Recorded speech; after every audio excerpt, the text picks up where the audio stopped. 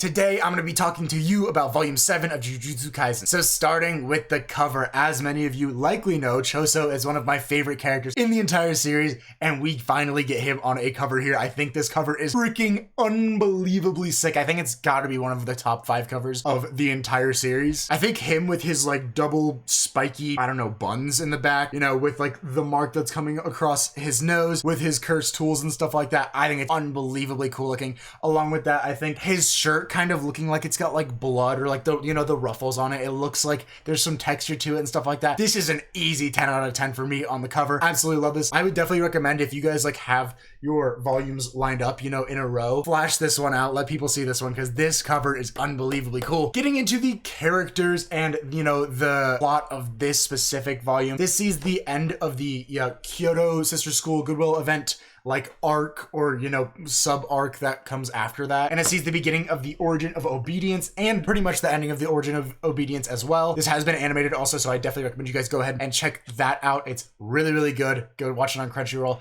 We are about a month away from the release of Jujutsu Kaisen season 2. I'm very excited for it, if you guys can't tell, so go ahead, go check it out. The origin of obedience arc centers around the cursed womb death paintings that were made by Noritoshi Kamo when Kenjaku took over his body and was trying to see if he could create like spirits, like if he could birth cursed people out of, you know, out of like a regular human. Really messed up stuff, not cool. So we see 3 of these. 2 of them are killed off, and then one of them, which is Choso. Choso is a cursed womb death painting. Choso survives the attack, and he is released later on, and he becomes a big part of the Shibuya arc later on. You get to see Yuji, Megumi, and Nobara fight against 2 of the cursed womb death paintings that are Choso's brothers. That would be Eso and Ketchizu. Both of them end up getting killed by them, by the way. And we also get a little bit of a flashback into Megumi's past with his sister. In terms of bang for your buck, this is actually going to run you $8.77 on Amazon, which is cheaper than retail. We are getting closer to that $9.99 price point that is going to be, you know, consistent later on. I definitely think that this is worth it. The origin of obedience